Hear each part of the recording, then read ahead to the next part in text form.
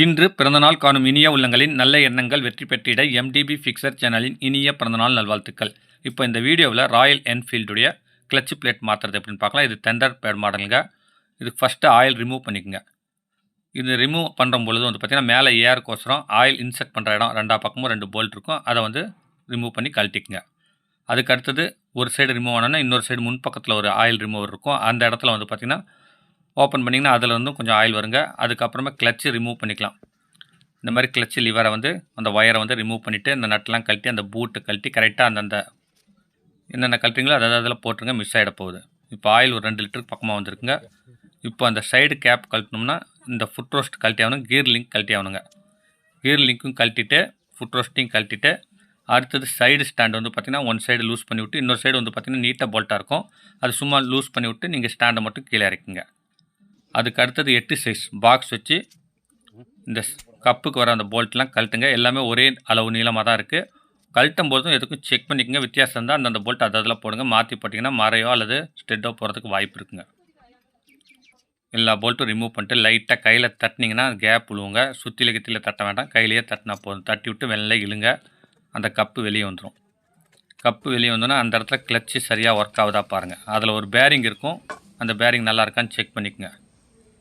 Bearing holes பெருசாக இருக்கும். அது கணக்கில் பேரிங் நல்லா இருக்குதான்னு பார்த்து நல்லா இல்லைனா மாற்றிக்கணும். அடுத்தது கிளட்சை ஹோல்டரை கழட்டணுங்க. 10 சைஸ் பாக்ஸ் வச்சு கழட்டணுங்க. ஒன்று விட்டு ஒன்று மெல்ல லூஸ் பண்ணுங்கள். ஒரே முட்டா லூஸ் பண்ணிங்கன்னா அந்த ஸ்டெட்டு கட் ஆகிடும். கழட்டி எடுத்துகிட்டு அந்த ஸ்ப்ரிங்கெல்லாம் பார்த்திங்கன்னா டெம்பர் இருக்கான்னு பாருங்கள். டெம்பர் இல்லைனா புதுசாக செட்டாகவே கிடைக்குது. 3500 வருங்க கிளட்சு செட்டு அந்த ஹப்போட. இது நல்லாவே இருக்குது. முடிஞ்ச அளவுக்கு என்ன போயிருக்கோ அதை மட்டும் மாற்றலாம். அடுத்தது பார்த்திங்கன்னா இது நான் ஹோல்டர் இல்லாமல் முயற்சி பண்ணேன். பிரேக்கை பிடிச்சிட்டு கியரில் போட்டு வீலை பின்னாடி அழுத்தி பிடிச்சி லூஸ் பண்ணிட்டேங்க. ஆனால் இதுக்கு முன்னாடி ஹோல்டர் செட் ஆகாத ஹோல்டர் போட்டு கழட்டினதுனால ஒரு ஸ்டெட்டு கட் ஆகிடுச்சு. அது மாற்றி தான் ஆகணும். நீங்கள் பார்த்திங்கன்னா கரெக்டாக அந்த ஹோல்டர் வச்சு கழட்டுங்க. என்ன மாதிரி முயற்சிக்காதீங்க. நட்டை கழட்டிட்டு வாசர் பாருங்கள். வளைஞ்சி இருக்கிற சைடு உள்ளே இருக்கும். அதுக்கு அடுத்தது திருப்பி வச்சு லைட்டாக நெம்புங்க. ஏன்னா இந்தளவுக்கு ட்ரையாக இருக்குது. இது பார்த்திங்கன்னா வண்டி நவுத்தும் பொழுது ஹார்டாக இருக்கும். வண்டி பார்த்திங்கன்னா கீர் ஸ்டார்ட் பண்ணி கீர் போட்டோன்னா வண்டி ஒரு ஸ்டெப்பு மூவ் ஆகும். அந்த மாதிரி இருந்துச்சுன்னா இந்த கிளட்ச் பிளேட்டு ட்ரை ஆகிடுச்சின்னு அர்த்தங்க. இந்த பின்னாடி இப்போ கழட்டம் பார்த்திங்கன்னா அது மாற்றி ஆகணும். ஒரு காது கட் ஆகிடுச்சு. இது ஒரு 325 ரூபா வருங்க. அடுத்தது ப்ரெஷர் பிளேட்டு. அடுத்து காருக்கு இருக்குங்க. ப்ரெஷர் பிளேட் ஒரு 5 வருங்க. காருக்கு ஒரு 6 வருங்க. காருக்கு 175 ரூபா வருங்க. ப்ரெஷர் பிளேட்டு ஒரு 90 ரூபா கிட்ட வருங்க. அதில் 5 வாங்கணுங்க. நான் இப்போ பார்த்திங்கன்னா ப்ரெஷர் பிளேட் நல்லாவே இருக்குது. கீரல் கிராச்சஸ் எதுவும் இல்லை பாருங்கள். இந்த மாதிரி ஃபினிஷிங்காக இருந்துச்சுன்னா இந்த ஹப்பும் மாற்ற தேவையில்லைங்க. இந்த ஃபினிஷிங் அந்த பிளேட்லேயும் இருந்தால் போதுங்க.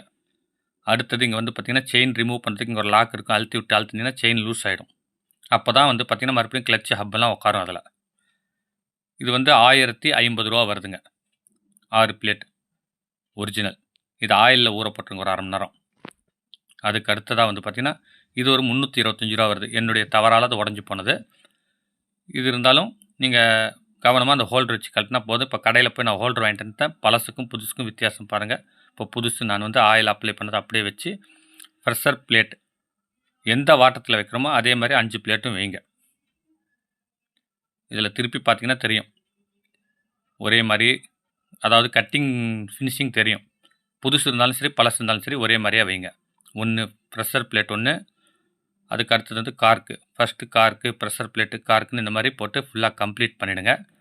கம்ப்ளீட் பண்ணிட்டு அந்த ஹப்பு ஹோல்டர் அதாவது ப்ரெஷர் சென்டர்னுவாங்க, கிளட்ச் சென்டர்னுவாங்க இதுக்கு பேர். அதை மாட்டி விட்டு கரெக்டாக அதில் உட்கார வைங்க. இந்த ஹப்பு ஸ்டெப் போட்டு இறங்கியிருக்கும். அதாவது பெல்லு அது கரெக்டாக உட்கார்னா செயினை கொஞ்சம் மறுபடியும் லூஸ் பண்ணிக்கோங்க. ப்ரெஸ் பண்ணி தள்ளிக்குங்க. அப்போ தான் கரெக்டாக ஏறி உட்காரும். இல்லைனா கொஞ்சம் கஷ்டம். கரெக்டாக உட்கார வச்சு தள்ளி வாட்டம் பார்த்து ஒரே மாதிரியாக உட்கார வச்சு உள்ளே தள்ளுங்க. கரெக்டாக அணைஞ்சிச்சின்னா உங்களுக்கு ஃபிட்டிங் கரெக்டாகிடுங்க. ஃபிட்டிங் சரியாக படிஞ்சதுக்கப்புறம் வாஷர் வச்சு விட்டு அந்த நட்டு போட்டு டைட் வைக்கணுங்க. நார்மல் டைட் வச்சுட்டு அந்த ஹோல்டர் பார்த்திங்கன்னா இப்போ கடையில் இது வாங்கியிருந்தாங்க. 450 ரூபா வருது ஆஃப்லைனில். ஆன்லைன்லேயும் கிடைக்குது. இது இல்லாமல் தான் எனக்கு ஒரு 325 ரூபா எக்ஸ்ட்ரா செலவாயிடுச்சுங்க. இந்த மாதிரி கரெக்டாக வச்சு அந்த ஸ்டாண்டுக்கு எந்த இடத்துல பார்த்திங்கன்னா ஹெவியாக இருக்கோ அந்த இடத்துல மாட்டி விட்டு லோடு கொடுத்து கையில் ஒரு ஆள் தள்ளி பிடிக்க சொல்லிட்டு ஒரு ஆள் டைட் வைங்க. ஹோல்டர் கிராஸாக இருந்தாலும் அந்த ஸ்டெட்டு கட்டாகிறதுக்கு வாய்ப்பு இருக்குது. நார்மல் டைட் வச்சுட்டு அதாவது கியரில் போட்டு நீங்கள் டைட் வைக்கலாம். Extra safety. அதுக்கு அடுத்தது பார்த்திங்கன்னா என் திருப்தி கொஞ்சம் இழுத்துக்கிறேன். போதுமானது. அதுக்கு அடுத்ததாக வாஷ் ஸ்ப்ரிங் ஒரு 6 ஸ்ப்ரிங் வருங்க. இது கடையில் தனியாகவே கிடைக்குது. இது பழசே நல்லா இருக்குது. இதை வந்து பார்த்திங்கன்னா நீட்டமான போல்ட்டு போட்டு தைட்டுச்சிங்கன்னா இவ்வளோ ரிஸ்க்கு தேவையில்ல. குட்டையான போல்ட்டு கரெக்டாக இருக்கிறனால வந்து ப்ரெஸ் பண்ணிவிட்டு கரெக்டாக உட்கார வச்சு 2 சைடு போல்ட்டு போட்டு அதுக்கு அடுத்தது மற்ற போல்ட்லாம் போட்டு கழட்டும் போது எப்படி நாங்கள் ஸ்டெப் பை ஸ்டெப்பாக நேருக்கு நேர் கழட்டினோமோ அதே மாதிரி இது வந்து பார்த்திங்கன்னா நேராக ஒன்று விட்டு ஒன்று தைட்டு வச்சு நெருக்கணுங்க. ஒரே முட்டை தைட்டு வச்சிங்கன்னா உள்ளே இருக்கிற மரம் போயிடும் அலுமினியங்கிறதுனால. இரும்பாக இருந்தால் மரம் சடிஞ்சு போயிடுங்க. இந்த மாதிரி வந்து பார்த்திங்கன்னா பொறுமையாக நீங்கள் தைட்டு வைங்க. என்னுடைய சேனலில் இந்த கிளச்சு பிளேட் மாற்றுறது இல்லாமல் ஃபோர்க் ஆயில் மாற்றுறது, பிரேக் அது எம்சி கிட்டு மாற்றுறது, காலிபர் க்ளீன் பண்ணி ஓரிங் மாற்றுறது, இன்னும் சயின்ஸ் ப்ராக்கெட் மாற்றுறது, இன்னும் 2 வீலர் சர்வீஸ் வீடியோஸ், ஸ்கூட்டருடைய கிளச்சு செட்டு மாற்றுறதுலாம் அப்லோட் பண்ணியிருக்கேன். எல்லாமே யூஸ்ஃபுல்லாக இருக்கும். மறக்காமல் போய் பாருங்கள். இப்போ வந்து செயினை வந்து பார்த்திங்கன்னா தேவையான அளவுக்கு தூக்கி பிடிச்சி அந்த லாக் ரிமூவ் பண்ணிங்கன்னா ஆட்டோமேட்டிக்காக அது உள்ளே ஏறிக்குங்க மேலே. அவ்வளோதாங்க. கரெக்டாக ஃபிட்டிங் ஆனதுக்கப்புறம் இப்போ வந்து பார்த்திங்கன்னா கிக்கருக்கு வர ஆயில் சீல் மாற்றிக்கலாம். பழசு கழட்டிட்டு ஃபெவிக்விக் போட்டு அந்த புது சீலை ஒட்டிட்டேன். கரெக்டாக ஆக்ஷன் ஆகுதான்னு பார்த்து கொஞ்சம் கிரீஸ் அப்ளை பண்ணிட்டு மாட்டிக்குங்க கிளச்சில். சுற்றியும் வந்து பார்த்திங்கன்னா இந்த பேக்கிங் பேஸ்ட்டுன்னு கடையிலே கிடைக்குதுங்க. அதாவது என்ஃபீல்டு கடையிலேயே கிடைக்குதுங்க. அந்த ஸ்பேர் பார்ட்ஸ் கடையில் வாங்கிட்டு வந்து தடவி விட்டு கிக்கர் சாப்பிட்டு கொஞ்சம் கிரீஸ் அப்ளை பண்ணிட்டு கரெக்டாக மெல்ல வச்சு அந்த ஆயில் சீல் பக்கம் மெல்ல தள்ளுறாங்க. அதில் இருக்கிற ஸ்ப்ரிங் போயிடுங்க. அது மாதிரி மட்டை அணைஞ்சதுக்கப்புறம் பழைய மாதிரியே போல்ட்டு போட்டு ஒன்று விட்டு ஒன்று அது நேராக டைட் வைக்கணுங்க. நார்மல் டைட் வச்சா போதுமானதுங்க. இதில் பேக்கிங் பேஸ்ட் போட்டதுனால உங்களுக்கு ஆயில் லீக் ஆகாது. இந்த இடத்துல வந்து சும்மா கப்புக்கு வந்து பார்த்திங்கன்னா கேப் ஆயில் தடுக்கிறதுக்கு மட்டும்தான், ஓவர் டைட் வைக்க வேண்டாம்.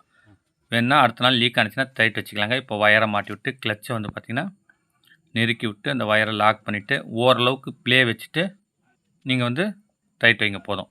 ஒரு 2 நாள் கழிச்சு மைண்டு ஒரு தடவை கிளச்சு செக் பண்ணிக்கோங்க. கிளச்சு வந்து பார்த்திங்கன்னா ஒரு 5 mm ப்ளே வேணுங்க. அதுக்கு அடுத்தது வந்து பார்த்திங்கன்னா ஸ்டாண்டு, கியர் லிங்க்கு, ஃபுட் ரோஸ்ட்லாம் போட்டு டைட் வச்சுக்கலாங்க. என்னுடைய சேனலில் இந்த புல்லட் சர்வீஸ் வீடியோ இல்லாமல் RO service, electrical videos, PVC pipe company சம்மந்தப்பட்ட வீடியோஸ், பிவிசி பைப் கைவினை பொருட்கள் செய்கிறது, மோட்டார் சர்வீஸ், ஸ்டார்டர் சர்வீஸ்னு எக்கச்சக்கமான வீடியோஸ் அப்லோட் பண்ணியிருக்கேன். எல்லாமே யூஸ்ஃபுல்லாக இருக்கும். மறக்காமல் போய் பாருங்கள். இப்போ வந்து பார்த்திங்கன்னா டைட் வச்சு விட்டு கீழே இருக்கலாம். அதாவது இதில் வந்து பார்த்திங்கன்னா ரப்பர் வாஷரோ அல்லது டெஃப்லான் டேப்போ அல்லது பேஸ்ட்டு போட்டோ டைட் வச்சிங்க. ரொம்ப டைட் வச்சிங்கன்னா மரம் போயிடும். அதுக்கு அடுத்தது ஆயில் வந்து பார்த்திங்கன்னா இதுக்கு 2.5 லிட்டர் கெப்பாசிட்டிங்க. சைடில் வந்து கிளாஸில் பாருங்கள். அது ஃபஸ்ட்டு ஃபுல்லாகிடும். கொஞ்சம் நேரம் கழித்து பார்த்திங்கன்னா லெவல் வரும். லெவல் வந்த பின்னாடி நீங்கள் ஃபஸ்ட்டு ஸ்டார்ட் பண்ணி விட்டு கொஞ்சம் நேரம் ஓட விடுங்க. அதுக்கு அடுத்தது கியர் போட்டு கொஞ்சம் நேரம் அப்படியே லோடு இல்லாமல் ஓடட்டும். அதுக்கப்புறம் மூவ் பண்ணி பாருங்கள். பிரமாதமாக அற்புதமாக போகுதுங்க. மைலேஜ் சூப்பராக வரும். பிக்கப் நல்லா இருக்குங்க. இந்த வீடியோ உங்களுக்கு பிடிச்சிருந்துச்சின்னா லைக் பண்ணுங்கள். ரொம்ப பிடிச்சிருந்துச்சின்னா உங்கள் ஃப்ரெண்ட்ஸுங்களுக்கு ஷேர் பண்ணுங்கள். மீண்டும் அடுத்த வீடியோவில் சந்திக்கும் வரை உங்களிடமிருந்து விடைபெறுவது உங்கள் எம் தௌலத் பாஷா. வணக்கம்.